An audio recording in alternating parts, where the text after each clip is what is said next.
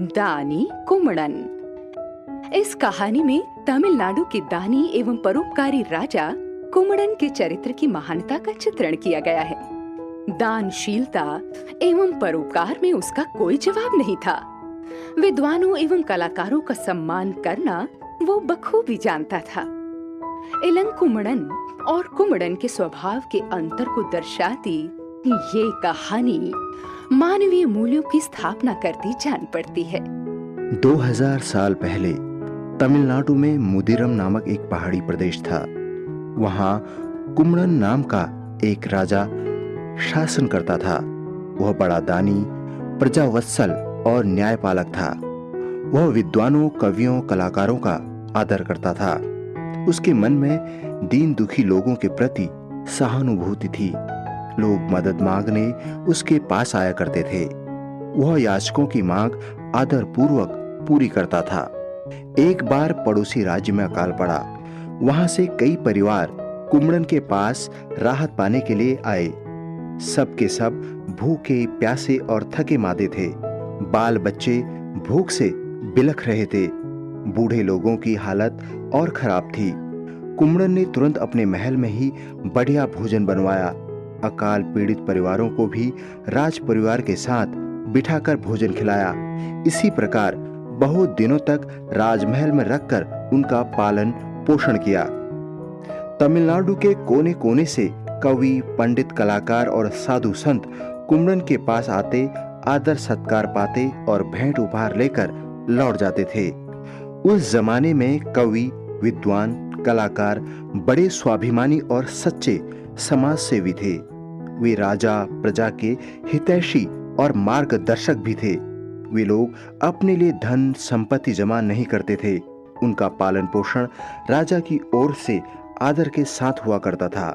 राजा कुम्मड़न के ऐसे ही दो हितैषी मित्र थे, महापंडित चातनार और महाकवि चित्रनार।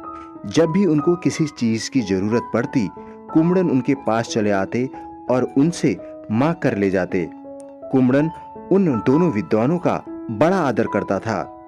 उन्होंने कुम्मड़न की दानशीलता और उदारता की प्रशंसा में कई सुंदर गीत गाए हैं।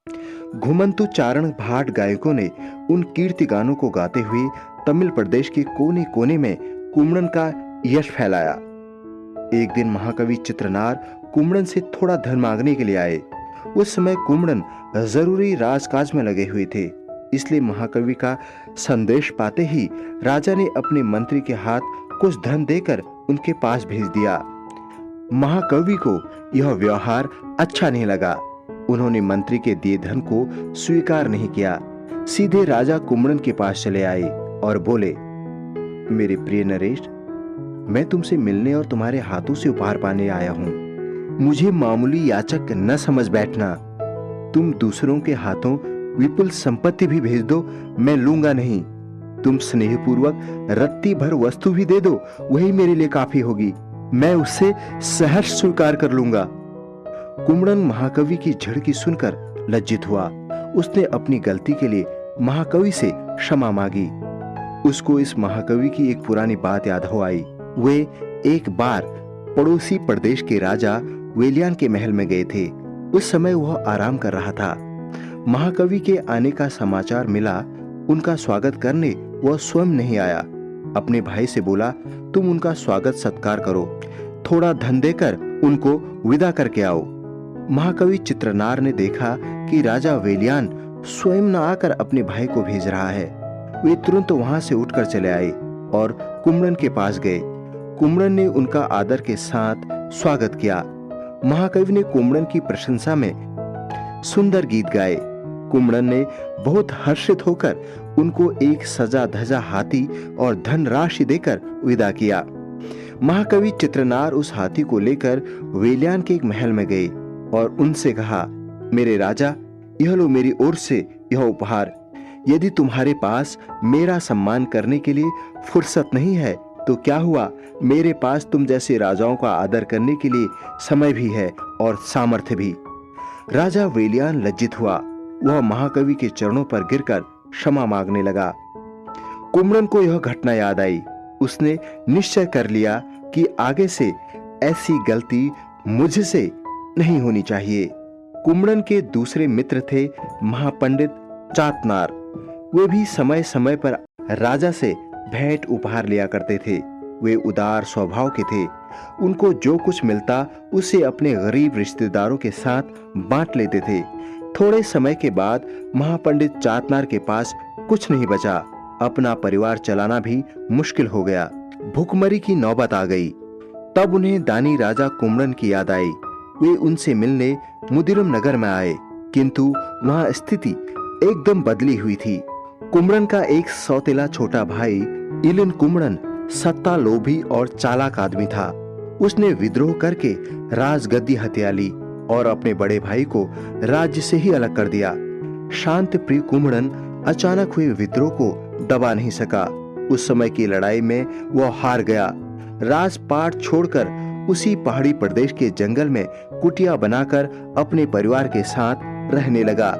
फिर भी उसी का नाम और यश प्रांत में ऊंचा था। नए शासक इलन कुम्हड़न ने सोचा, बड़े भाई के रहते मुझे कोई नहीं मानेगा और मेरी शासन सत्ता भी स्थिर नहीं रह सकती, इसलिए उनको इस दुनिया से ही अलग कर देना चाहिए।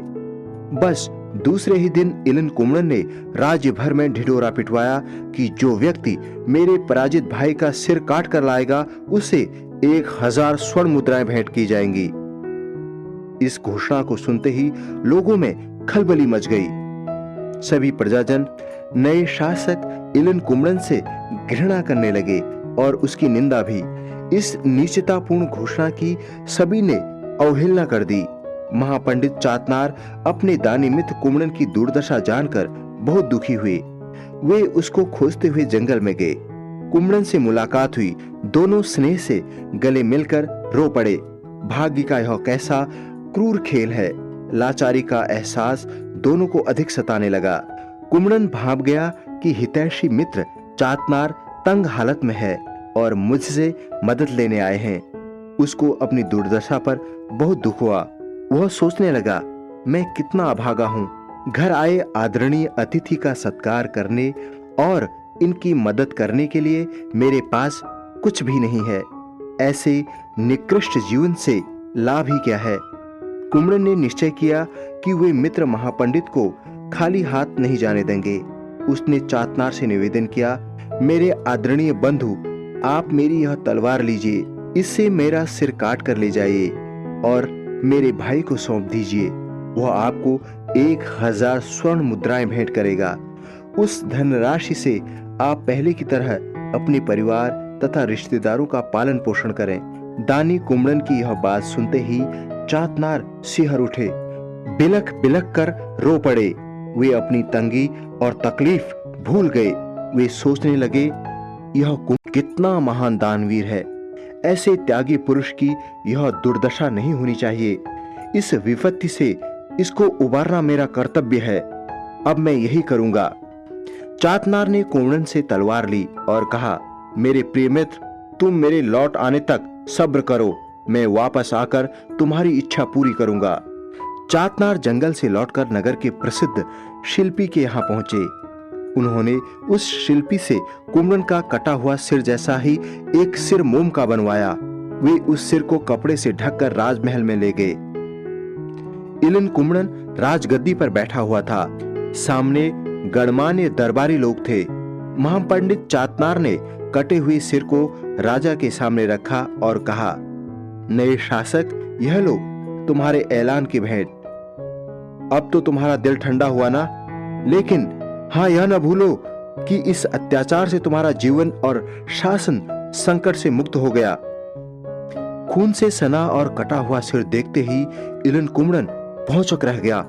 उसको विश्वास हो चुका था कि पूरे प्रदेश में ऐसा कोई भी व्यक्ति नहीं मिलेगा जो धन के लालच में कुम्हड़न की हत्या करने को तैयार हो जाए। ऐसी हालात में इस अनहोनी घटना से वह विचलित हो उठा। उसकी मानवता जाग उठी। शोक और पश्चाताप की आग में वह झुलसने लगा। लज्जा के कारण उसका सिर झुक गया। उसने दबे स्वर में कहा, महापंडित, आपने यह क्या कर दिया?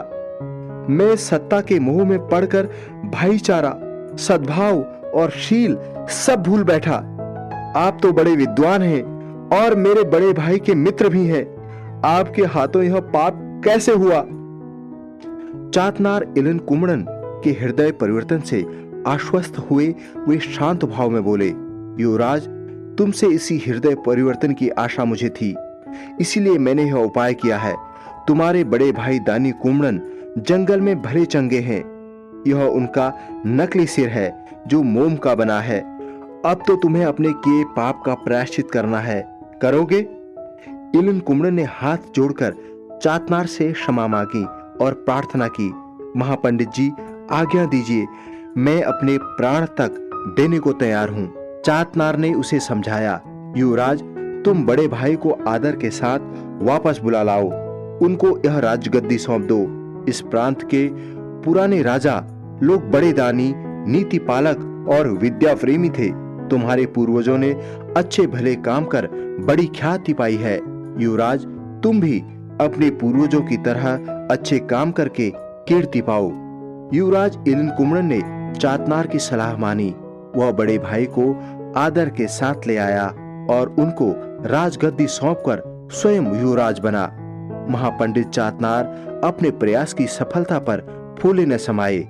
वे दोनों भाइयों से भेंट उपहार पाकर आनंद के साथ घर लौटे।